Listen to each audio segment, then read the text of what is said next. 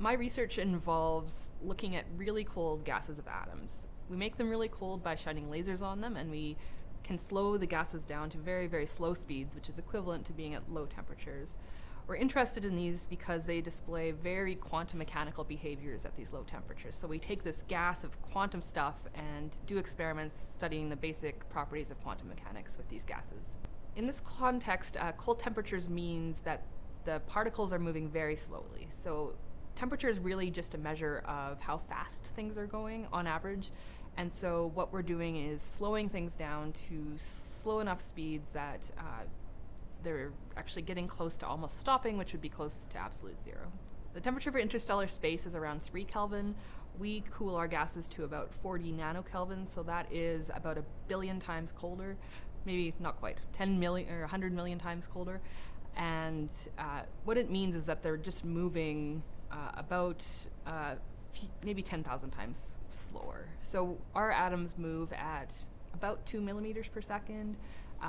At room temperatures, these atoms would move at a few hundred meters per second, and in interstellar space, it would maybe be a few tens of meters per second. Laser cooling is an interesting principle. It works because lasers are in some sense perfect. Lasers have a single color of light. The light moves all in one direction, and it's what we call coherent, so it kind of waves all together all the time. And you see this when you see a laser pointer, and that's why a laser pointer is different than a light bulb. A laser pointer will shine and you get a spot in one spot. A light bulb, the light just spreads out everywhere.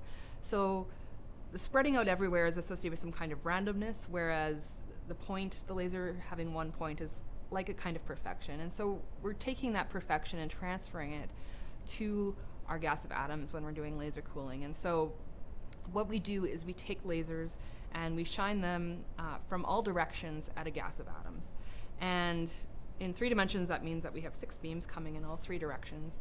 Now those atoms that sit at the center, or atoms that wander into that intersection region of these 6 lasers, they see that laser light. And we've tuned that laser light to be very close to what we call a resonance frequency. So it's the color of light that interacts most strongly with this gas of atoms. And we can set it up so that those atoms only see one of those beams at a time, and it depends on how they're moving. It's related to something called the Doppler effect, which you might know from moving fire trucks. You hear the sound change as it moves by you. The atoms actually see the color of the light change just a little bit as they move towards or away from these beams of light. And so as the atom moves towards one of the beams, it will actually absorb that light more strongly. And so if it's moving this way, it's going to absorb the light from this beam, which means it gets pushed back towards the center. But if it starts moving towards this beam, it's going to get pushed by that beam. And so we call this an optical molasses, actually, because the atoms stuck at the center of these 6 beams are a little like a molasses. They're a thick, viscous, almost like a fluid. Whichever way they try to move, they're opposed by these laser beams. And it's actually a very strong effect. So we can just turn these 6 laser beams on, even in just a room temperature gas of atoms, and all of a sudden we'll just collect a sample of very cold atoms at this intersection of all of these 6 laser beams.